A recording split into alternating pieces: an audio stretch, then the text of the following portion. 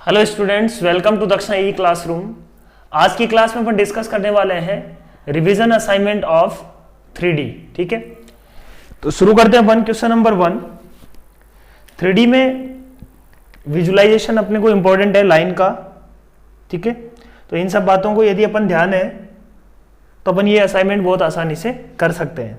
अच्छे क्वेश्चन है सारे ही, तो शुरू करते हैं अपन क्वेश्चन नंबर 1।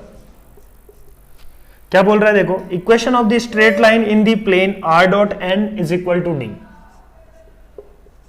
है ना। In this plane we have to find a equation of straight line which is parallel to, है ना। एक लाइन है जो इस प्लेन में है, एक लाइन है जो इस प्लेन में है और पैरेलल है किसके, r is equal to a plus lambda B. मतलब इस लाइन, ये जो लाइन इस प्लेन में है वो उसका पैरेलल वेक्टर दिया हुआ है b।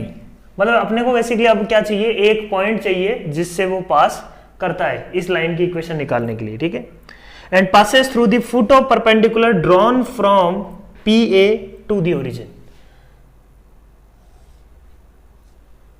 कोई पॉइंट है दूसरा A, उसके फीट ऑफ परपेंडिकुलर से वो पास करता है। ठीक है, तो देखो अपने को बेसिकली ये जो पॉइंट चाहिए है ना, ये फुट ऑफ परपेंडिकुलर निकालते ही लाइन की इक्वेशन आ जाएगी। बोलो अब फुट ऑफ परपेंडिकुलर अपन कैसे निकालेंगे, ये अपने को देखना है। ठीक है, तो फुट ऑफ परपेंडिकुलर निकालने का तरीका क्या है, इस प्लेन में अपने को फुट ऑफ परपेंडिकुलर निकालते हैं। ठीक है, तो फुट ऑफ परपेंडिकुलर यदि अपन निकालना चाहें तो अपन बोल सकते हैं कि इस लाइन के ऊपर है, वो इस लाइन के ऊपर है, तो इस लाइन की जनरल यदि इक्वेशन लिखना चाहें तो जनरल इक्वेशन क्या होगी, r इज इक्वल टू कुछ फुट ऑफ परपेंडिकुलर जो भी f है, f plus lambda times b, है ना। ये f निकालना है अपने को। ठीक है, तो इस f को अपन कैसे निकालेंगे, ये अपना पूरा डिस्कशन है। ठीक है, तो फुट ऑफ परपेंडिकुलर निकालने का तरीका क्या है, देखो फुट ऑफ परपेंडिकुलर निकालने का तरीका क्या है कि ये जो वेक्टर है ना, f वेक्टर, f जो पॉइंट है वो इसमें सेटिस्फाई करेगा, पहली बात है ना। f जो पॉइंट है इसमें सेटिस्फाई करेगा और f माइनस a वेक्टर जो भी होगा वो n के क्या होगा, पैरेलल होगा। तो अपन इस लाइन की इक्वेशन लिख सकते हैं, अपन इस लाइन की इक्वेशन, इस लाइन की इक्वेशन लिख सकते हैं। इस लाइन की इक्वेशन क्या होगी, अपन fb की इक्वेशन लिख रहे हैं, fb की इक्वेशन क्या होगी, equation of fp, equation of fp होगी, ये नॉर्मल वेक्टर के अलोंग होगा डायरेक्शन। तो fp का डायरेक्शन क्या होगा, नॉर्मल वेक्टर के अलोंग, और ये a पॉइंट से पास कर रहा है। तो fp लाइन की इक्वेशन लिख सकते हैं, r is equal to a plus lambda times n, लिख सकते हैं म्यू ले लो, ये म्यू टाइम्स n, fb की इक्वेशन। अब इस लाइन का इसके साथ क्या निकाल देंगे, पॉइंट ऑफ इंटरसेक्शन। तो अपने को क्या मिल जाना चाहिए, f मिल जाना चाहिए। तो इस लाइन का, ये लाइन क्या है, fb की लाइन की इक्वेशन है, इसका पॉइंट ऑफ इंटरसेक्शन निकाल लो इस प्लेन के साथ। तो पॉइंट ऑफ इंटरसेक्शन निकाल लेते हैं, इन दोनों का इंटरसेक्शन। तो लाइन और प्लेन का इंटरसेक्शन जानते हैं, अपन रख देते हैं, r की जगह रख देंगे बच्चों a plus mu times n dot n is equal to D. तो यहां से देखो म्यू की वैल्यू मिल जाएगी अपने को, म्यू इज इक्वल टू क्या मिलने वाला है, डी कोई स्केलर नंबर है, डी माइनस ए dot N upon N dot N क्या हो जाएगा, एन स्क्वायर। ये मिलने वाला है म्यू मिल गया, मतलब एफ पॉइंट मिल गया। तो एक एफ पॉइंट मिल गया, एफ पॉइंट है क्या, ए प्लस म्यू एन, कोई पॉइंट इस लाइन के ऊपर, उसका म्यू अपन ने निकाल लिया, डी माइनस ए dot N upon N square. ठीक है, ये एफ आ गया बच्चों, है ना, ये आ गया एफ। अब लाइन की इक्वेशन क्या होगी अपने पास, इस लाइन की इक्वेशन, इस लाइन की इक्वेशन हो जाएगी r is equal to F, मतलब a plus D minus A dot N upon N square. ये पॉइंट है, इंटू एन भी होगा ना, म्यू एन है ना, ये तो म्यू निकला, इंटू एन, है ना, ये तो क्या है म्यू निकला, म्यू इंटू एन है ना, A plus mu into N, ठीक है, mu into N plus lambda times B, this will be the equation of this line. तो ऑप्शंस में यदि देखें अपन तो फर्स्ट ऑप्शन मैच कर रहा है अपने पास, ठीक है।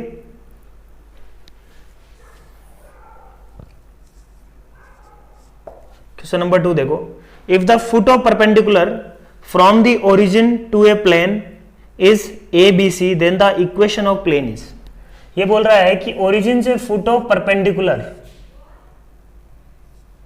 अपने को दिया हुआ है, क्या है वो, A B C. Foot of perpendicular दिया हुआ है, इसका मतलब क्या हुआ, जो ये वेक्टर है इस वेक्टर को अपन लिख सकते हैं, ये वेक्टर क्या होगा, ये वेक्टर होगा है ना, 0 0 0 से इस पॉइंट को ज्वाइन करने वाला वेक्टर अपन लिख सकते हैं A I cap plus B J cap plus इस वेक्टर को लिख लो सी के कैप, ठीक है।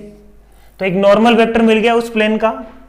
अब इस पॉइंट से पास करता हुआ ये उसका नॉर्मल वेक्टर है, प्लेन की इक्वेशन लिख सकते हैं। प्लेन में अपने को क्या मिल गया, एक पॉइंट मिल गया और प्लेन का नॉर्मल वेक्टर मिल गया, ठीक है ना। ये ओरिजिन से पास कर रहा है ऐसे, ओरिजिन से फुट ऑफ परपेंडिकुलर दिया हुआ है ना अपने को, तो फुट ऑफ परपेंडिकुलर को ओरिजिन से ज्वाइन करेंगे तो ये एक वेक्टर होगा, वो नॉर्मल वेक्टर होगा टू दी प्लेन। तो यहां से अपन लिख सकते हैं यहां पे, तो ये हो जाएगा x का कोफिशिएंट होना चाहिए, तो इसको लिख सकते हैं a into X minus A plus B into X minus B plus C into X minus C is equal to 0, ठीक है। n का डॉट प्रोडक्ट किसके साथ, एक जनरल वेक्टर में ले लिया मैंने, ये पॉइंट है मान लो x y z, ठीक है। तो x minus A y minus B Z minus P, ये वेक्टर इसके परपेंडिकुलर है, डॉट प्रोडक्ट क्या होना चाहिए 0। Number 3, equation of the line in the plane, plane दिया हुआ अपने को 2x minus Y plus Z minus 4 equal to 0 है ना। इस प्लेन में एक लाइन है which is perpendicular to the line whose equation is this, which passes through the point of intersection of L and pi, ठीक है। क्या बोल रहा है देखो, ये एक प्लेन है, प्लेन की इक्वेशन अपने को दे दी, इस प्लेन को नाम दे दिया पाई। एक लाइन अपने को दी हुई है, इस लाइन के वो क्या है परपेंडिकुलर, देखो ऐसी कुछ लाइन है ना, इसके प्लेन में ही है वो, ये लाइन तो बाहर है, ये जो लाइन है ना, ये लाइन तो अपने को इस तरीके से दिया हुआ है। तो एक लाइन जो है वो इसके क्या है परपेंडिकुलर है और इसके प्लेन में है। इक्वेशन कैसे निकालेंगे, और अपने को यह सोचना है कि लाइन की इक्वेशन निकालने के लिए मेरे को क्या चाहिए, लाइन की डायरेक्शन में एक वेक्टर चाहिए। हमेशा इस डायरेक्शन में सोचोगे तो प्रॉब्लम तुरंत बन जाएगी। लाइन की इक्वेशन लिखने के लिए मेरे को लाइन का क्या चाहिए, डायरेक्शन कोसाइंस या डायरेक्शन रेशियो चाहिए, और क्या चाहिए, और एक पॉइंट चाहिए। तो एक पॉइंट तो अपने को मिल गया कि भाई इस प्लेन का और इस लाइन का जो पॉइंट ऑफ इंटरसेक्शन है वो एक पॉइंट मिल गया, पॉइंट ऑफ इंटरसेक्शन। बात करते हैं कि ये जो है ना, ये डायरेक्शन रेशियो कहां से मिलेगा। इसके लिए देखो मैं क्या बोल रहा हूं कि भाई ये जो भी लाइन है ना, ये लाइन में L बांध देता हूं। इस लाइन L को मेरे को क्या दिया हुआ है, L is perpendicular to this line जो गिवन है, और अपने को पता है कि L जो होगी वो प्लेन के अंदर है तो नॉर्मल, इस प्लेन का जो नॉर्मल होगा उसके भी क्या होगी बच्चों, परपेंडिकुलर होगी। सही बात बोलो, कोई दिक्कत नहीं है इसमें। इसका जो नॉर्मल होगा, इसके अंदर कोई भी लाइन होगी तो उसके तो वो नॉर्मल होगा ही, ठीक। तो L के परपेंडिकुलर दो वेक्टर मिल गए, L is perpendicular to L this line and L is also perpendicular to normal of this plane, ठीक है। तो यहां से L की डायरेक्शन मिलने वाली है this क्रॉस this, ठीक है। तो क्रॉस प्रोडक्ट कर लेंगे बच्चों, direction D R's of required line will be I cap J cap K cap. इस L के परपेंडिकुलर, तो L का डायरेक्शन दिया हुआ है अपने को 1 -1 -2, 1 -1 -2, ठीक है। और ये अपने को है 2 -1 2 -1 1, ठीक है। तो निकाल लेते हैं अपन। I की डायरेक्शन में आया -1 -2 -3, J की डायरेक्शन में आ रहा है -4 -1 -5, ठीक है। K की डायरेक्शन में वेक्टर आ गया, K की डायरेक्शन में कंपोनेंट आ रहा है -1 +2 1, है ना, ठीक है। तो -3 -5 1 या 3 5 -1, तो ये आ गया dr। तो कोई भी 3 5 -1 भी लिख सकते हैं, -3 -5 1 भी इसको अपन लिख सकते हैं, ठीक है। तो अपन को देखो कि 3 5 -1 के साथ कौन कौन सी लाइन है। यहाँ पे दो लाइंस प्रेजेंट है, ए और B, option A option B 3 5 -1 के साथ प्रेजेंट है। तो इन दोनों में से कोई एक होने वाला है, और एक अपन क्या निकाल लेंगे, point of intersection of this line and plane. Line और प्लेन का पॉइंट ऑफ इंटरसेक्शन अपन निकालना जानते हैं। कैसे निकालते हैं, लाइन का पे एक जनरल वेक्टर ले लेंगे, जनरल पॉइंट ले लेंगे लाइन पे। इस लाइन पे जनरल पॉइंट क्या होगा बच्चों, लाइन पे जनरल पॉइंट हो जाएगा λ+2 कॉमा λ+2 कॉमा -λ+2, ठीक है, -2λ+3। ये जनरल पॉइंट है लाइन के ऊपर। ये प्लेन के साथ इसका पॉइंट ऑफ इंटरसेक्शन निकालना है, तो प्लेन में रख दो। तो यहां से क्या मिल जाएगा बच्चों अपने को, पॉइंट ऑफ इंटरसेक्शन। तो 2 इंटू प्लेन के अंदर रखा, 2 इंटू λ+2 माइनस के साथ -y क्या हो जाएगा, 2 λ प्लस z क्या है 3 - 2λ -4 = 0। यहां से λ की वैल्यू मिल गई, क्या बोलो, λ की वैल्यू मिल गई, मतलब वो पॉइंट आ गया, और वो पॉइंट आते ही अपना आंसर आ गया, ठीक है। बस यही सोल्व करना था।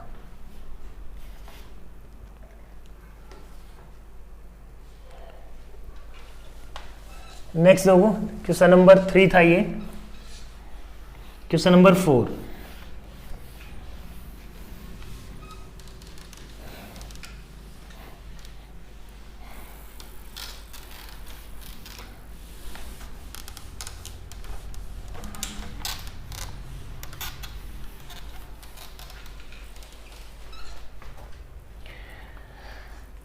क्वेश्चन नंबर 4 देखो क्या बोल रहा है। Fourth question, equation of the plane which passes through the point of intersection of the lines, दो लाइन दी हुई है, उनके पॉइंट ऑफ इंटरसेक्शन से पास करना चाहिए, and at a greatest distance from the point 0 0 0। मतलब सबसे पहले तो दो लाइन का पॉइंट ऑफ इंटरसेक्शन निकालना है अपने को अल्टीमेटली। तो दो लाइन का पॉइंट ऑफ इंटरसेक्शन मान लो वो P आया, ठीक है। तो P पॉइंट से पास करता हुआ, किसी P पॉइंट से पास करता हुआ एक लाइन जो 0 0 से प्लेन, एक प्लेन जो P पॉइंट से पास कर रहा है ना, P पॉइंट से पास कर रहा है, और ग्रेटेस्ट डिस्टेंस होनी चाहिए कहां से, ओरिजिन से उसकी, ठीक है। तो इसकी इक्वेशन कैसे निकालेंगे। अब बात आती है कि ग्रेटेस्ट डिस्टेंस किसी फिक्स पॉइंट से पास करते हुए बहुत सारे प्लेन्स हो सकते हैं। ये प्लेन भी हो सकता है जो इस पे, इस पॉइंट को और ओरिजिन को ज्वाइन करने पे क्या होना चाहिए, है ना। ये इस तरीके से मैं बना रहा हूं, मान लो ये प्लेन है, ठीक है, इसको लाइन के टर्म्स में रिप्रेजेंट कर रहा हूं। और मान लो कोई दूसरा प्लेन ऐसा कुछ होता, समझना बहुत अच्छे से। तो मैं बोल रहा हूं उसकी डिस्टेंस फ्रॉम ओरिजिन ये होती। अब ये मान लो ये P1 है, ये मान लो P2, ये D1 है मान लो डिस्टेंस, ये मान लो है D2। तो D1 और D2 में कौन बड़ा होगा।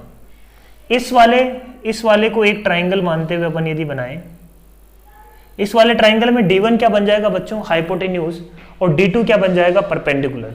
तो D2 हमेशा छोटा होगा किससे, D1 से, ठीक है। तो अपन ऐसा बोल सकते हैं कि कोई भी ऐसा प्लेन बनाए अपन इसके अलावा, तो क्या होगा, एक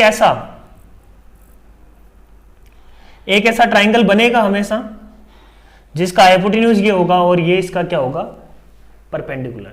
तो ये जो परपेंडिकुलर डिस्टेंसेज है ये D1 से हमेशा क्या होगी, छोटी।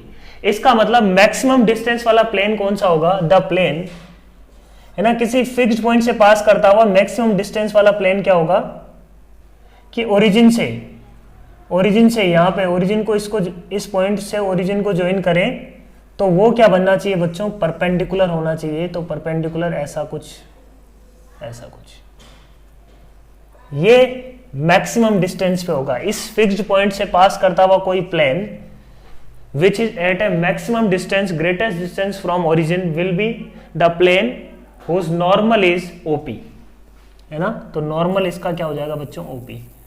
तो नॉर्मल OP मिल गया अपने को और P पॉइंट से पास करता है। प्लेन की इक्वेशन लिख सकते हैं क्या अपन, बोलो, प्लेन की इक्वेशन लिख सकते हैं, है ना। R minus P dot OP is equal to 0, है ना। R कोई जनरल पॉइंट है इस प्लेन में, कोई जनरल पॉइंट लिया R माइनस P, ऐसे प्लेन है ये, है ना। इसको 2D में मत इमेजिन करो, इस तरीके से एक प्लेन है। तो कोई भी general point R minus P लेंगे तो उसका नॉर्मल वेक्टर क्या है, OP। तो R minus A dot OP equal to 0 करते ही अपने को क्या मिल जाएगी, नॉर्मल की इक्वेशन। ठीक है, समझ में आ रही बात। क्वेश्चन नंबर 4 था ये। तो प्लेन के अंदर एक पॉइंट पता है, नॉर्मल पता है, तो प्लेन की इक्वेशन लिखना अपन जानते हैं, प्लेन की इक्वेशन लिख देंगे अपन। ठीक है, क्वेश्चन नंबर 5 क्या बोल रहे हैं, देखो, let A and B points on the two skew lines this. दो इस्क्यू लाइन दी हुई है, R is equal to A plus lambda P B plus lambda Q, ये दो इस्क्यू लाइन्स है। And the shortest distance between the line two skew lines is 1। इन दोनों के बीच में जो शॉर्टेस्ट डिस्टेंस है ना, वो दी हुई है अपने को 1। ठीक है, where P and Q are unit vectors forming adjacent side of the parallelogram enclosing the area of half. P और Q जो है ना अपने को, P और Q बोल रहा है कि P और Q एक ऐसे पैरेललोग्राम की साइड से जिसका एरिया है हाफ। इसका मतलब mod of P cross Q is equal to दिया हुआ अपने को हाफ। ठीक है, if an angle between AB and line of shortest distance, line of shortest distance is 60 degree. तो लाइन ऑफ शॉर्टेस्ट डिस्टेंस बच्चों किसको बोलते हैं, ये मान लो दो लाइन्स हैं, स्क्यू लाइन्स हैं। मान लो लाइन ऑफ शॉर्टेस्ट डिस्टेंस क्या होगा, line which is perpendicular to L1 and L2 both. L1 और L2 दोनों के परपेंडिकुलर मतलब P क्रॉस Q इस केस में। तो line of shortest distance will be P cross Q along P cross Q। तो ये बोल रहा है कि द एंगल बिटवीन AB क्या है, B माइनस A, B ये मान लो A, तो AB है B माइनस A, तो B माइनस A का इस P क्रॉस Q के साथ अपने को क्या निकालना है बच्चों, एंगल।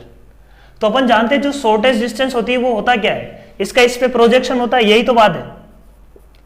तो B minus A dot P1 cross P cross Q, है ना, A2 minus A1 dot B1 cross B2 P cross Q upon mod of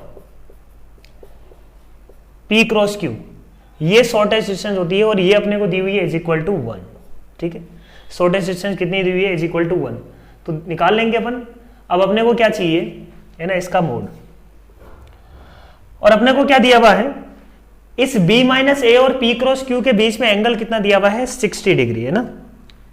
the angle between AB and line of shortest distance is 60 degree. तो इन दोनों के बीच में angle दिया हुआ है 60 डिग्री। अपने को AB का मोड निकालना है। ठीक है, तो ये है AB का मोड बच्चों, है ना। इसको अपन लिख सकते हैं mode of AB into mod of P cross Q into angle between P cross Q and B minus A। तो इन दोनों के बीच में एंगल क्या होगा, 60 डिग्री दिया हुआ है। तो डॉट कर रहे हैं अपन cos of 60 degree upon mod of P cross Q is equal to 1। दो इस इंफॉर्मेशन का कोई यूज नहीं रहा अब, क्योंकि बिना उसके अपने पास क्या आ गया, mod of AB is equal to क्या आ रहा है बच्चों, mod of is equal to sec 60। तो mod of AB is equal to क्या आ जाएगा, 1 upon cos 60 degree. cos 60 degree होता है अपने पास हाफ, तो AB इज इक्वल टू क्या आ जाएगा बच्चों, 2। क्लियर है पॉइंट। तो ये एक अपन बोल सकते हैं कि फॉर्मूला रटने से इसका आंसर नहीं आएगा, इसका आंसर अपने को पता होना चाहिए कि किस तरीके से शॉर्टेस्ट डिस्टेंस निकाली जाती है। ये शॉर्टेस्ट डिस्टेंस निकालने का प्रोसीजर है, प्रोसीजर पता है तो चीजें बन जाएगी। ठीक है, तो अच्छा क्वेश्चन है ये। If plane this is tangent to the sphere this, एक स्फीयर है, ये जो प्लेन है उस पे क्या है बच्चों, टेंजेंट है ना, मतलब ये इसको यहां पे टच करता हुआ ऐसे निकल रहा है। तो मैं क्या बोल रहा हूं, एक प्लेन उसको मान लो टेंजेंट है, तो इसको इसी डायरेक्शन से ऐसे मान लो, ऐसा कुछ प्लेन है, ये प्लेन है, ये इसको टच कर रहा है, स्फीयर है। तो जो वहां पे कंडीशन होती थी पॉइंट ऑफ टेंजेंसी की, तो अपन बोलेंगे कि उस टेंजेंट होने के लिए क्या होगा, प्लेन का यहां से सेंटर से, स्फीयर के सेंटर से डिस्टेंस इज इक्वल टू क्या होना चाहिए, रेडियस। तो ये अपने आप टेंजेंट बन जाएगा। तो इसका सेंटर अपन कैसे निकालेंगे, स्फीयर अपने को दिया हुआ है X square plus Y square plus Z square plus 2x minus 2y plus 2z minus 6 equal to 0। ये स्फीयर है, इसका सेंटर देखो क्या हो जाएगा, -1 1 -1। बस सर्किल की तरह ही है, सर्किल का जो सेंटर होता था यहाँ पे z भी आ गया, तो ये एक एक्स्ट्रा आ जाएगा। रेडियस इसकी क्या होती है, ये तो हो गया सेंटर, रेडियस होता है बच्चों अंडर रूट ऑफ -1 का स्क्वायर, 1 का स्क्वायर माइनस 1 का square, G square plus F square plus ये जी एच आई मान लो I square minus of -6, G square plus F square minus C होता है, तो वही है। रेडियस इज इक्वल टू क्या आ गया, देखो radius is equal to under root of 9 which is 3, radius 3 आ गई।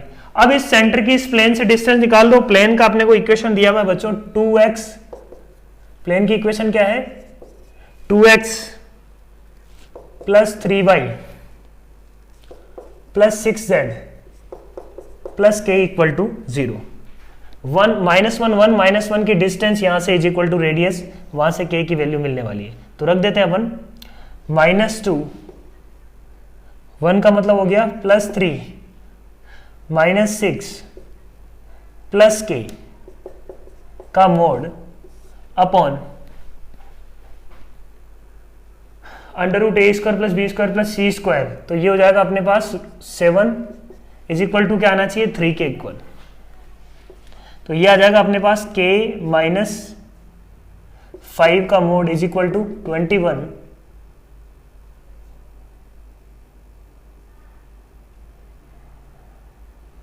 तो k इज इक्वल टू क्या आ जाएगा बच्चों, 5 + -21, k इज इक्वल टू आ जाएगा माइनस का 16 और 26। तो देखो क्या आंसर आ रहा है, k इज इक्वल टू 26, ये ऑप्शन। क्वेश्चन नंबर 7,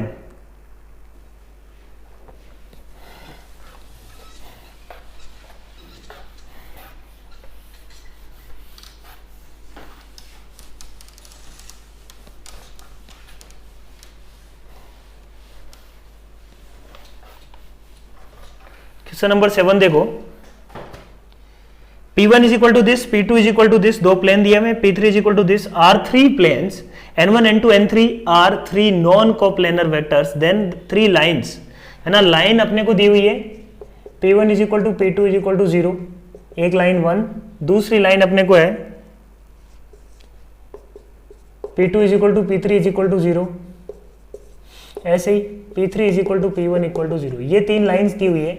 ये तीनों लाइंस की क्या सिचुएशन होगी, अपने को दिए हुए 3 प्लेन इस तरीके से मान लो, इनका जो नॉर्मल है ना वो कोप्लेनर नहीं है, इन तीनों के नॉर्मल। तो अपन ने बोला कि यदि मैं एक ऐसा केस लूं तो इन तीनों के नॉर्मल क्या होंगे, एक ही प्लेन में होंगे। बोलो भाई, एक ऐसा प्लेन मान लो, ऐसा प्लेन लूं, तीनों के नॉर्मल क्या होंगे, कोप्लेनर। ठीक है, समझ में आ रहा होगा। मान लो दो को कोई को पैरेलल ले लिया, तो इसका नॉर्मल ये दोनों क्या होंगे, एक ही डायरेक्शन में होंगे, मतलब कोलिनियर हो गए, तो दो कोलिनियर हो गए, तो बाकी सब तो क्या होंगे, कोप्लेनर हो जाएंगे अपने आप। ये तो एक ही वेक्टर हो गया, तो ये केस भी नहीं होगा, है ना, नॉन कोप्लेनर दिए हुए। और क्या कर सकते हैं अपन, तो अपन बोल रहे हैं कि non coplanar, normals non coplanar का एक ही केस बचता है कि ये तीनों प्लेन्स क्या हो, ये तीनों प्लेन्स क्या हो। अच्छा, इस केस में मान लो ये लाइन बना रहा है, मान लो ये लाइन बना रहा है, तो क्या इस केस में प्लेन्स नॉन कोप्लेनर होंगे क्या? प्लेन्स का जो नॉर्मल है, देखो यहाँ पे नॉर्मल ऐसा निकलेगा, यहाँ पे नॉर्मल ऐसा निकलने वाला है। मान लो मैं ये फ्रंट साइड से इनको देखूं, इन लाइंस को बाहर बढ़ा लो और ये तो ये नॉर्मल एक ही प्लेन में आएंगे बच्चों, है ना। ये नॉर्मल जो है वो एक ही प्लेन में होंगे, इसमें कोई दिक्कत नहीं है ना। एक ही प्लेन में होंगे ये नॉर्मल, अपन बना सकते हैं इनको एक प्लेन में, ठीक है। तो ये केस भी नहीं होगा। तो कोप्लेनरिटी के, नॉन कोप्लेनर के लिए क्या केस होना चाहिए? मैंने बोला जैसे एक्स एक्सिस और वाई एक्सिस है, इस तरीके से मान लो ये एक्स प्लेन मान लो, ये वाई प्लेन है, कोई दो प्लेन है, और ये तीसरा प्लेन ये मान लो यही वाला प्लेन है, ये खुद बोर्ड। तो एक सिंगल पॉइंट ऑफ इंटरसेक्शन यदि तीन प्लेन का आ रहा है, मतलब यूनिक पॉइंट ऑफ इंटरसेक्शन होना चाहिए। बोलो सही है क्या बात? है ना। नॉर्मल को नॉन कोप्लेनर होने के लिए, जैसे इसका नॉर्मल ये रहा, इस प्लेन का नॉर्मल ये रहा, और जो प्लेन इसको कट कर रहा है उसका नॉर्मल ये रहा। तो अब ये तीनों नॉर्मल आपस में क्या है बच्चों? नॉन कोप्लेनर है। नॉन कोप्लेनर है तीनों नॉर्मल, यदि नॉन कोप्लेनर है तो यही अपने को दिया हुआ है। अब अपन बात करते हैं लाइन ऑफ इंटरसेक्शन की। इसका लाइन ऑफ इंटरसेक्शन इस प्लेन के साथ ये वाला आएगा, खुद ये वाली लाइन खुद आएगी, और एक ये वाली लाइन है। तो तीनों कितने पॉइंट ऑफ इंटरसेक्शन क्या आ रहा है अपने को? तीनों एक यूनिक पॉइंट पे, तीनों लाइन ऑफ इंटरसेक्शन एक यूनिक पॉइंट पे कट कर रही है। तो अपन बोलेंगे कि यूनिक पॉइंट ऑफ इंटरसेक्शन या concurrent lines, they are concurrent line, not coincident, non coplanar lines. वो एक ही पॉइंट पे मिल रही है, तो इनको अपन क्या बोल सकते हैं? इन तीनों लाइंस को टाइप का कंकरेंट लाइंस। समझ में आ रही है कि बात? ये समझना पड़ेगा बच्चों, विजुलाइज करने वाला प्रॉब्लम है। Question number 8, if ABC are three unit vectors equally inclined with each other at an angle alpha, then alpha can be। अच्छा क्वेश्चन है ये। तीन वेक्टर मेरे को दिए हुए, तीनों क्या है? यूनिट वेक्टर्स है ना, या मैग्नीट्यूड तीनों का मान लो सेम है। तो BC से जो बनने वाला प्लेन है, BC से जो बनने वाला प्लेन है उसका A के साथ एंगल क्या होगा? BC से बनने वाला प्लेन का मतलब क्या होगा? देखो अब एक लाइन का एक प्लेन के साथ जब भी अपने को एंगल निकालना है तो अपन क्या सोचते हैं? उसका जो नॉर्मल वेक्टर है उसका एंगल, मान लो ये एंगल, इसको इस प्लेन में प्रोजेक्ट करेंगे तो ये जो एंगल बनेगा, this theta is angle between plane and line. तो एक तो ये तरीका है अपने पास, है ना। दोनों ये एक प्लेन में, ये मान लो बाहर है ये वेक्टर, ठीक है ना। ये दोनों एक प्लेन में अल्फा, है ना। ये एंगल भी अपने को अल्फा दिया हुआ है, ये एंगल भी अपने को अल्फा दिया हुआ है ना, इस तरीके से। तो अपन कैसे निकालेंगे? यहां पे देखो बच्चों दो तरीके हैं निकालने के, दो तरीके हैं। पहला मेथड क्या है? पहला मेथड है यूजिंग एंगल बाइसेक्टर। मुझे पता है चीजें सिमेट्रिक है, यदि मैग्नीट्यूड तीनों का सेम है तो इन दोनों का जो भी एंगल बाइसेक्टर होगा, वो इसके नॉर्मल वाले प्लेन में ही होगा, इस प्लेन में ही होगा। बोलो सही है क्या बात? यही समझना सबसे इंपॉर्टेंट है यहाँ पे, है ना। एंगल बाइसेक्टर के साथ अपन एंगल निकालेंगे तब भी वो एंगल सही आएगा। क्यों? क्योंकि इस प्लेन का जो नॉर्मल होगा और ये जो है ना, ये वाली लाइन दोनों से अल्फा अल्फा है ना। समझना अच्छे से, 3D में एक बार विजुलाइज करो। ये दो लाइन से अपने पास है ना, ये दो लाइन से, ये दो लाइन से, है ना, ये दो लाइन से, इनसे अल्फा अल्फा एंगल बनाने वाली लाइन बिल्कुल मिड में होगी। अब उसका प्रोजेक्शन यदि इस प्लेन में लेंगे, उसका प्रोजेक्शन बिल्कुल मिड में आएगा क्या? बोलो। अब इसका प्रोजेक्शन बिल्कुल इसके मिड में आने वाला है। इसका प्रोजेक्शन यदि बिल्कुल मिड में आने वाला है तो अपने को एंगल कौन सा कैलकुलेट करना है? इसका इसके मिड के साथ, ठीक है। ये नॉर्मल होगा, ये नॉर्मल होगा, ये मान लो वेक्टर है तो ये नॉर्मल होगा। तो नॉर्मल ये वेक्टर को प्रोजेक्ट करते हुए इस प्लेन में लेके आएंगे तो बिल्कुल मिड में आएगा। तो अपन ये बोल रहे हैं कि जो एंगल बाइसेक्टर है इन दोनों का, उसके साथ इसका एंगल निकाल दो तो प्लेन के साथ एंगल मिल जाएगा। तो यहां पे ये अपन क्यों कर पा रहे थे? क्योंकि ये तीनों का मैग्नीट्यूड सेम है। यदि मैग्नीट्यूड सेम नहीं होता और तब भी ये क्वेश्चन होता, तब उसका तरीका अपन समझेंगे दूसरा होगा। तो यूजिंग एंगल बाइसेक्टर अपन ने बोला, तो ये एंगल बाइसेक्टर क्या होगा बच्चों? B + C/2। ऐसे तो अपन बोल सकते हैं कि बस डायरेक्शन ही चाहिए अपने को, डायरेक्शन अपन बोल सकते हैं कि B + C की डायरेक्शन में होगा।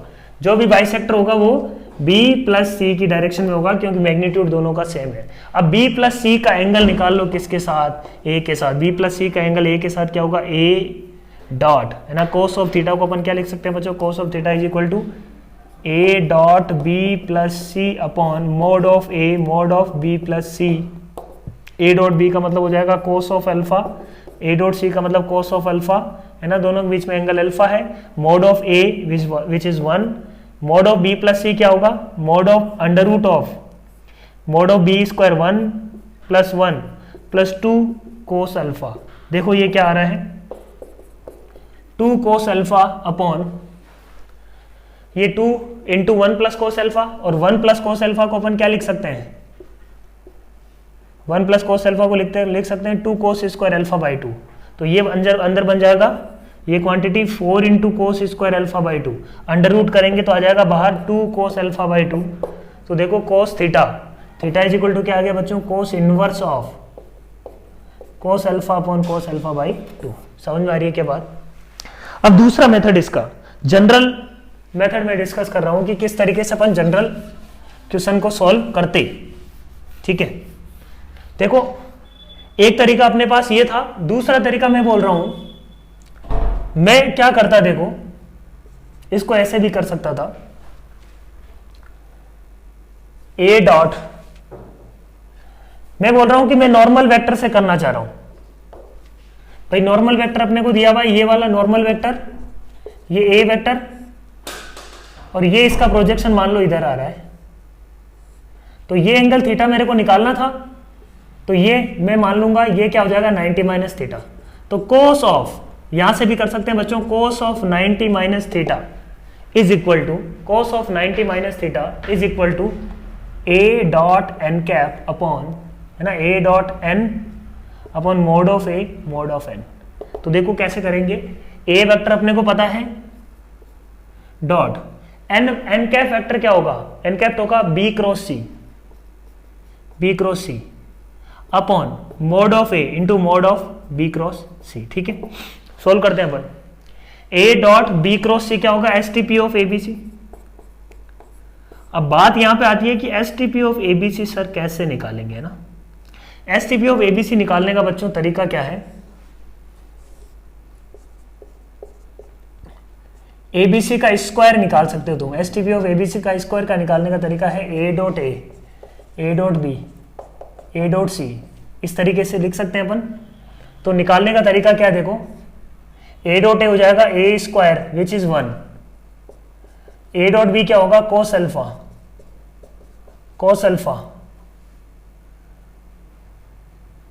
ये कोस अल्फा 1 कोस अल्फा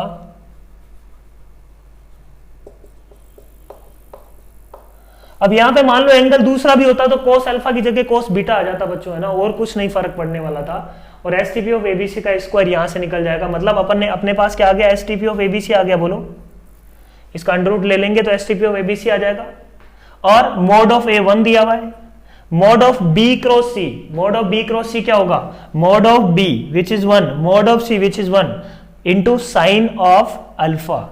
तो नीचे बचेगा ये साइन ऑफ अल्फा, और ये क्या है बच्चों, S T P of ABC which can be calculated from here. तो ये रख देंगे तो अपने को क्या मिलेगा, देखो यहां से साइन थीटा मिल गया, तो कोस थीटा भी अपन निकाल सकते हैं। समझ में आ रही है बात। दोनों प्रोसेस अपने आप में यूनिक है, दोनों समझ में आने चाहिए। ठीक है, जनरली तीनों यदि वेक्टर का मैग्नीट्यूड सेम दिया हुआ तो ये प्रोसीजर करते हैं, तीनों का मैग्नीट्यूड सेम नहीं है तो ये प्रोसीजर अपन करते हैं।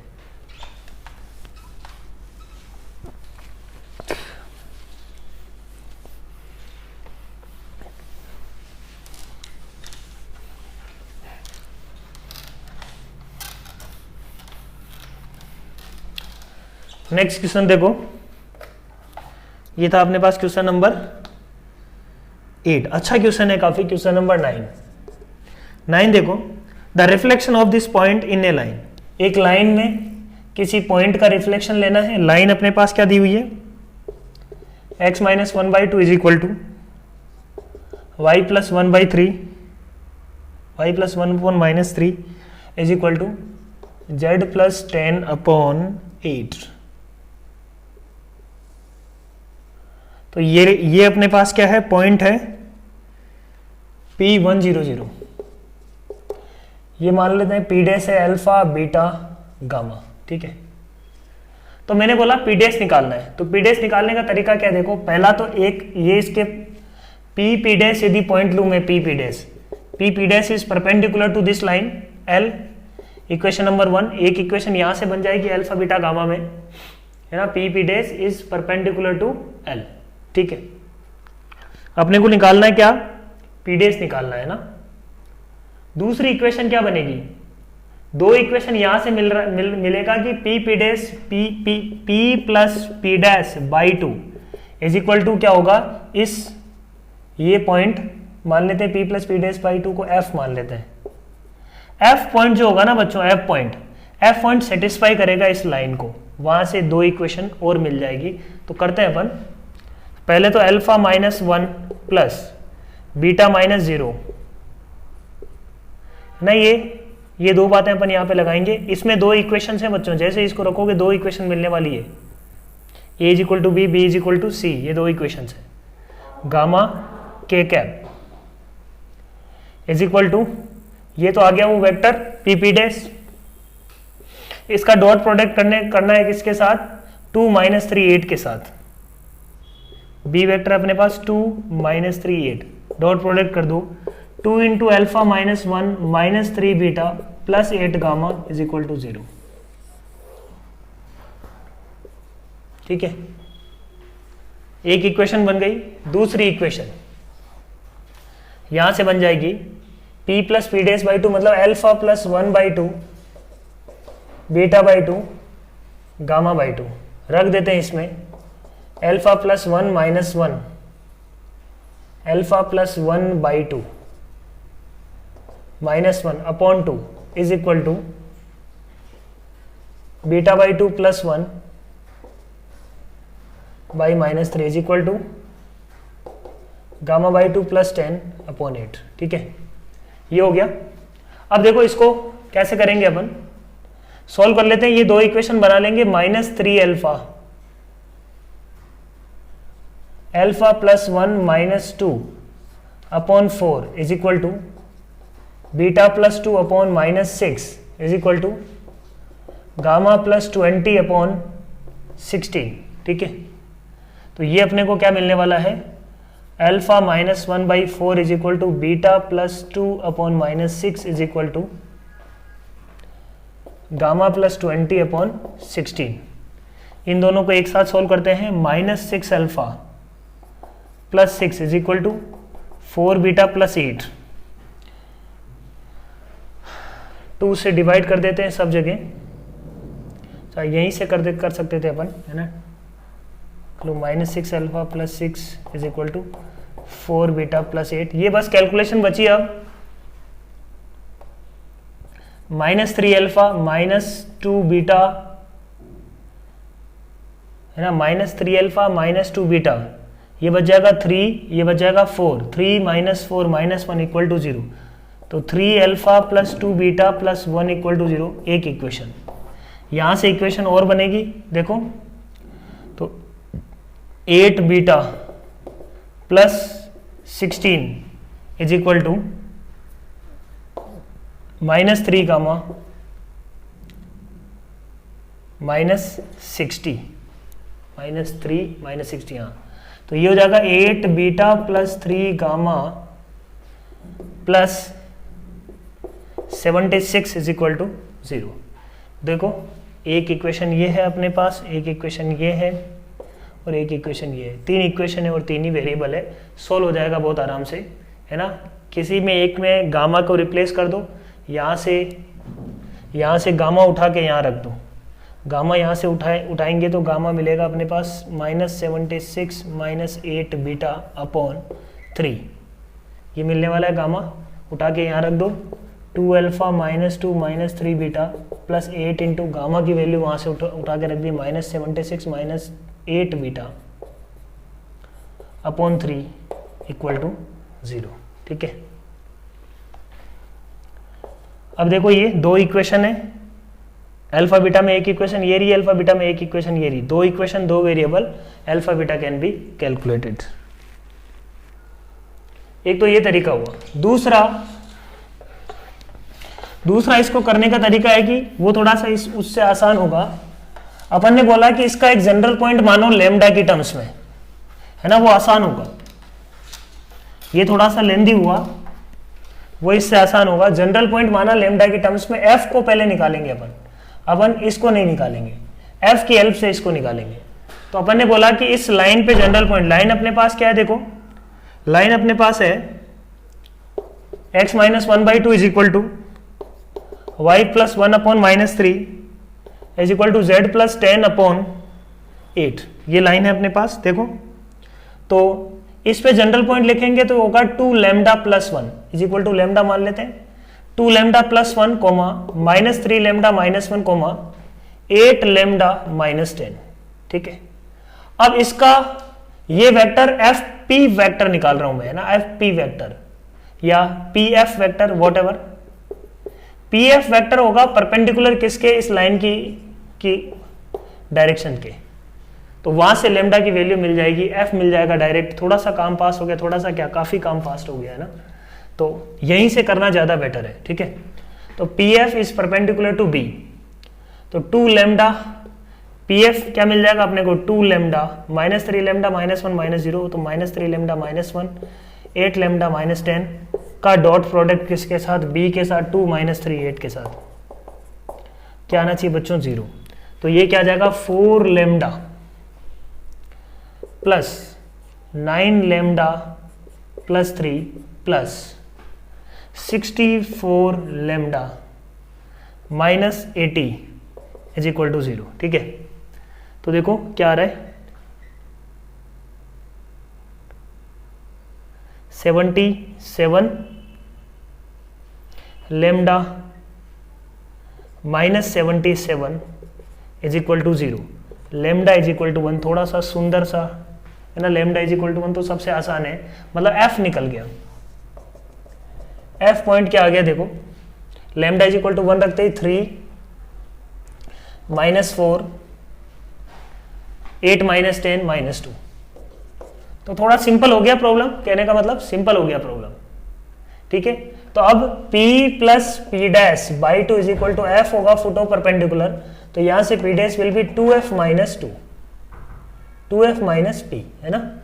P dash will be 2f minus P, तो 2 टाइम्स f, f क्या है अपने पास 3 -4 -2 एंड माइनस P, P इज 1 0 0।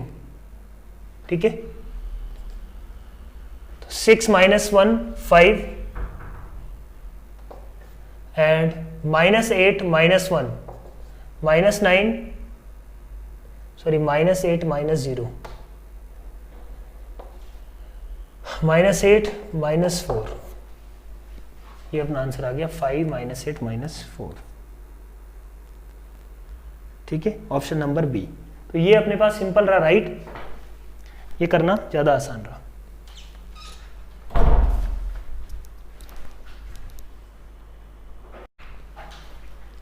नेक्स्ट देखो बच्चों क्वेश्चन नंबर 10 क्या बोल रहा है, देखो let a is equal to this, b is equal to this, c is equal to this, be 3 points, then equation of the plane parallel to the plane abc which is at a distance of 2 units from origin। ठीक है, तो देखो question number 10 काफी आसान है। अपने को दिए हुए 3 पॉइंट्स a b c, इस प्लेन के पैरेलल कोई प्लेन निकालना है, तो मतलब इसका जो नॉर्मल होगा वही नॉर्मल उस प्लेन का होगा, है ना। दो पैरेलल प्लेन का मतलब क्या है, इस प्लेन का जो नॉर्मल होगा वही नॉर्मल इस प्लेन का होगा। ठीक है, तो बेसिकली अपने को नॉर्मल तो निकल जाएगा किसकी हेल्प से, एबीसी की हेल्प से, उस प्लेन का नॉर्मल मिल जाएगा अपने को एबीसी की हेल्प से। और उस प्लेन का खास बात क्या है, which is at 2 unit distance from origin. ठीक है, तो प्लेन का पहले नॉर्मल निकाल लेते हैं ना। नॉर्मल कैसे निकालेंगे, normal will be A B cross A C, A B निकाल लेते हैं। ए बी क्या होगा, A B will be 2 -1 1 3 -1 2 and 5 -1 4 A B cross A C will be c -a -1 -1 -2 0 -1 and 2 -1 1, A B cross A C. ठीक है, तो ए B cross A सी निकालना है अपने को। आई जे के 2 4 -2 -1 1, तो निकाल लेते हैं। ये हो जाएगा अपने पास आई कैप 2 + 4 6, जे कैप -8 -1 -9 प्लस के cap will be -1 + 4 3।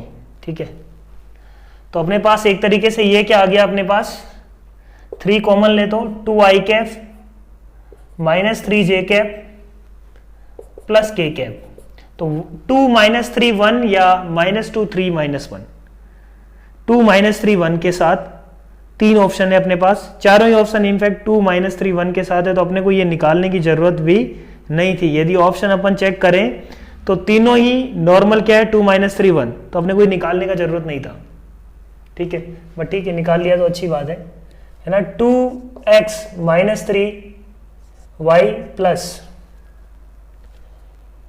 z plus k = 0, इसका डिस्टेंस फ्रॉम ओरिजिन दिया हुआ अपने को कितना, 2 यूनिट्स। तो डिस्टेंस फॉर्मूला लगा देंगे mod of k upon under root of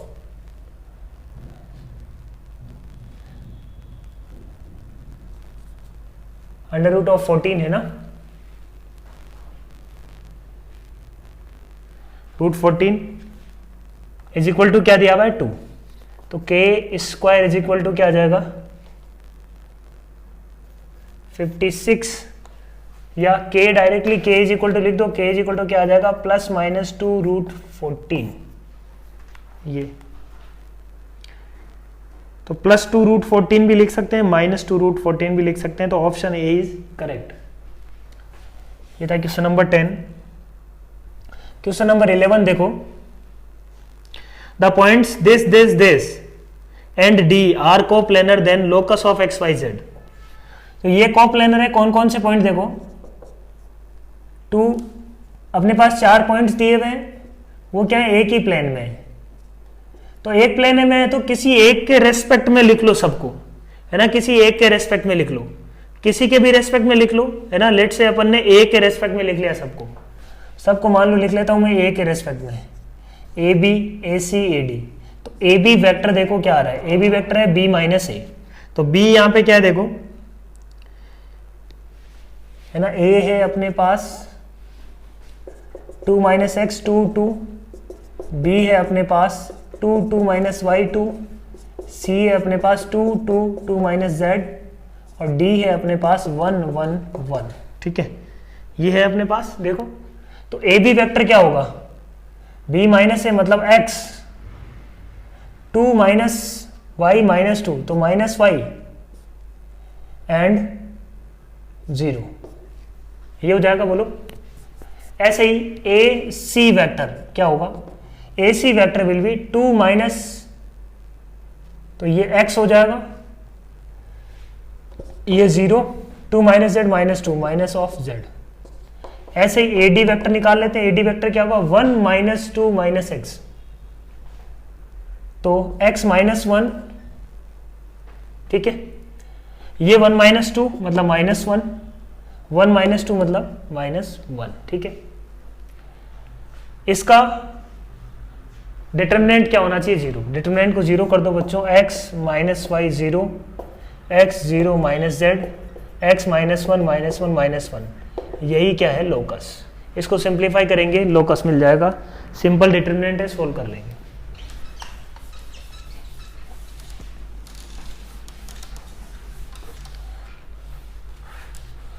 तो यदि कंसेप्ट क्लियर है तो ये क्वेश्चंस काफ़ी आसान है ना, फंडे बहुत सिंपल है इनके, कंसेप्ट क्लियर होना चाहिए। थॉट प्रोसेस, एक प्लान को बनाने के लिए क्या क्या चाहिए, एक लाइन को बनाने के लिए अपने को क्या क्या चाहिए, ये चीज़ें अपने दिमाग में रहनी चाहिए, ठीक है। क्वेश्चन नंबर 11 था ये। क्वेश्चन नंबर 12 देखो, the equation of the plane through 1 2 3 and the maximum at a maximum distance from origin. तो इसमें तो और ही आसान है, वही सेम प्रॉब्लम है, 1 2 3 से पास करता हुआ एक प्लेन जो ओरिजिन से क्या हो, मैक्सिमम डिस्टेंस पे हो। तो मैं क्या बोलूंगा, जो ओपी वेक्टर होगा ना उसका ओपी वेक्टर, वही उसका क्या होगा, normal. OP vector will be normal. Greatest distance के लिए ओपी वेक्टर को क्या होना पड़ेगा, नॉर्मल। बाकी कोई भी प्लेन होगा तो वो इस लेंथ से उसकी परपेंडिकुलर डिस्टेंस हमेशा, ये मान लो P है तो कोई भी P डैश ऐसा यदि बनाते हैं अपन, तो P dash will always be less than P। तो P will be maximum in that case when OP vector जो बन रहा है ना, OP वेक्टर जो बन रहा है वो उसके क्या हो जाए, नॉर्मल। तो OP vector will be normal to the plane and 1 2 3 उस प्लेन के अंदर है।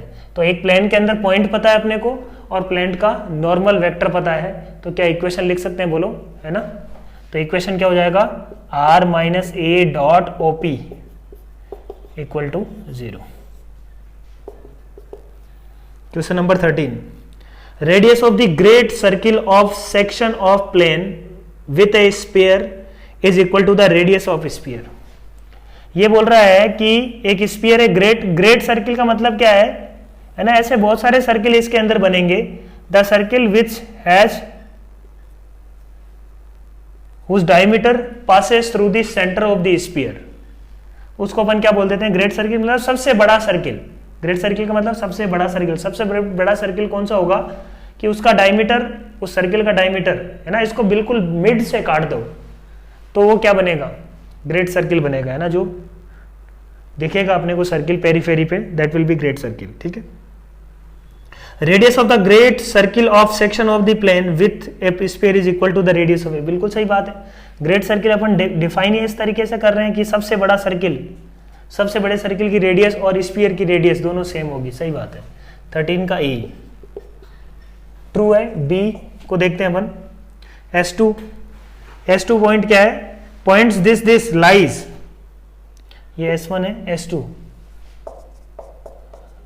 है ना, X1 Y1 Z1 X2 Y2 Z2 lies on the same side of the plane if this is greater than और इक्वल टू 0।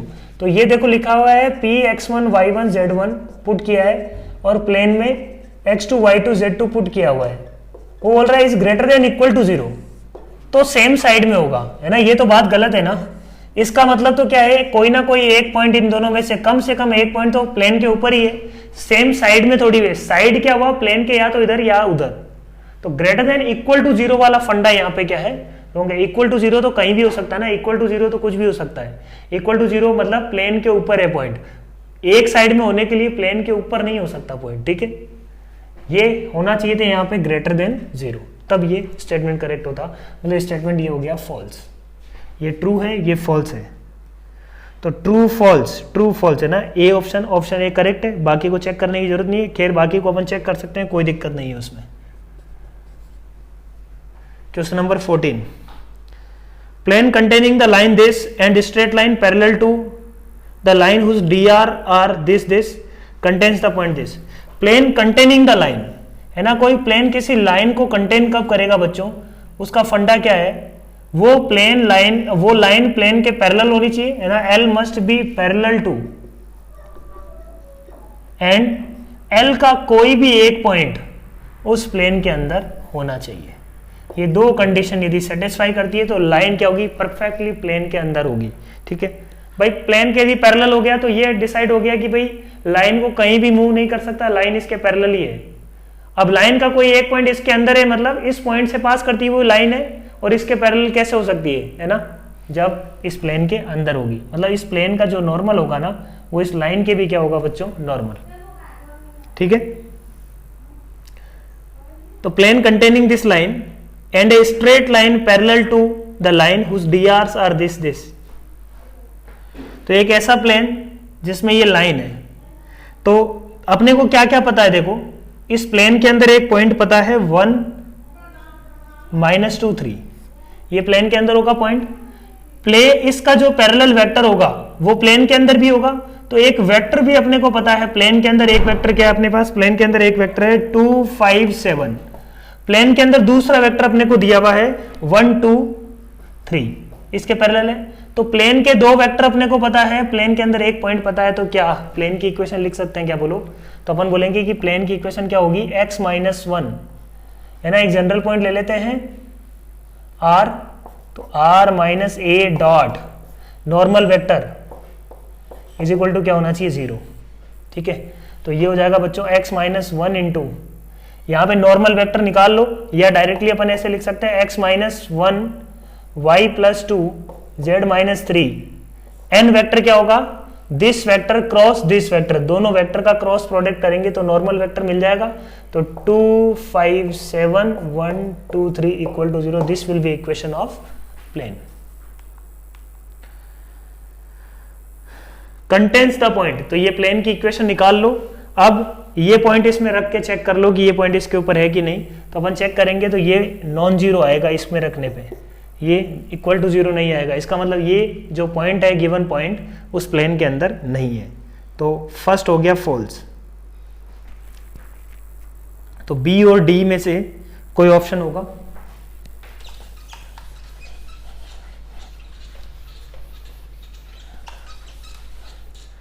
तो ए था ये ऑप्शन। स्टेटमेंट 2 देखते हैं, the point this lie in the plane, lie on the line. तो ये तो अपन बहुत आराम से चेक कर लेते हैं, x plus 2 by 3 is equal to y minus 3 upon 5 is equal to 1 minus z upon 2। अपने पास है 4 13 एंड 5, ये लाइन इसके ऊपर होगी कि नहीं होगी ये चेक करना है। 4 प्लस 2 6 बाई 3, y पे रखते हैं 13 माइनस 3 10 बाई 5, 5 माइनस 2, अच्छा 1 माइनस z है, तो 1 माइनस 5 बाई 2, तो माइनस 4 बाई 2, माइनस 2 हो रहा है वो तो, है ना। तो ये लाइन इसको सेटिस्फाई, ये जो पॉइंट है वो इसको सेटिस्फाई कर रहा है क्या, बोलो। 13 माइनस 3, ठीक है, 4 प्लस 2 बाई 3, ठीक है, 5 1 minus 5 by 2, minus 4 by 2 minus 2, तो ये तो 2 आ रहा है, ये 2 आ रहा है, ये माइनस 2 आ रहा है, इसका मतलब ये पॉइंट भी आउटसाइड है। तो ये भी स्टेटमेंट क्या हो गया, फॉल्स। तो फर्स्ट फॉल्स है, सेकंड फॉल्स है, ये स्टेटमेंट भी क्या हो गया, फॉल्स। तो एफ एफ दो जगह है, मतलब option B is correct. Point 211 lies on the tangent plane of the sphere this. तो तीसरे का फंडा क्या है, टेंजेंट प्लेन का मतलब क्या, देखो कोई भी पॉइंट टेंजेंट प्लेन में होगा, तो कोई भी पॉइंट यदि बाहर है तो एक ऐसा प्लेन एग्जिस्ट करेगा जिसको वो उस पॉइंट को कंटेन करते हुए एक ऐसा प्लेन तो अपन बना सकते हैं ना, उस पॉइंट से एक टेंजेंट बना दो, है ना। ऐसी बहुत सारी टेंजेंट इस पे बनेगी, तो उस लाइन को कंटेन करने वाला कोई भी एक प्लेन मिल सकता है अपने को। बस शर्त क्या है, वो पॉइंट बाहर होना चाहिए। तो ये अपन चेक कर लेंगे कि पॉइंट इज आउटसाइड और इनसाइड। वो चेक करने के लिए अपन ने क्या है, दो तरीके अपने पास, पॉइंट बाहर है या अंदर है, इस बात को चेक करने के दो तरीके हैं। एक तो क्या होगा कि जैसे अपन सर्किल में चेक करते हैं, वहां यहाँ पे क्या होगा, इस पॉइंट को इसके अंदर रखो, एस के अंदर, इफ एस इज नेगेटिव तो क्या होगा, स्फीयर के अंदर है, इफ एस इज पॉजिटिव तो आउटसाइड है। स्टैंडर्ड स्फीयर के स्टैंडर्ड इक्वेशन में वो पॉइंट रख के देखो, है ना, S1 निकाल लो, वो point S1 is negative then inside, S1 is positive then, यहाँ पे ये इनसाइड आ जाएगा बच्चों पॉइंट। तो यहाँ पे इस केस में ये क्या हो जाएगा अपने पास, तो इसका मतलब अब टेंजेंट एग्जिस्ट नहीं कर सकती, तो ये भी क्या है, फॉल्स। तो सी भी इनकरेक्ट हो गया। Direction ratios of the line this, तो एक प्लेन है ना, direct ratio line in terms of दिया हुआ है अपने को plane P1 equal to 0 and P2 equal to 0। तो P1 N1 cross N2 will be equation of S4। यदि देखें अपन S4 में अपने को क्या निकालना है, N1 क्रॉस N2, उस लाइन का पैरेलल वेक्टर मिल जाएगा अपने को N1 क्रॉस N2। तो ये देखेंगे N1 क्रॉस N2 यही आ रहा होगा 1 माइनस 2 1, ठीक है। तो आई होप चीजें समझ में आई होगी। अपन ने क्वेश्चन नंबर 1 to 14 डिस्कस किए, नेक्स्ट क्लास में अपन डिस्कस करेंगे 15 to 32, ठीक है। So thank you very much.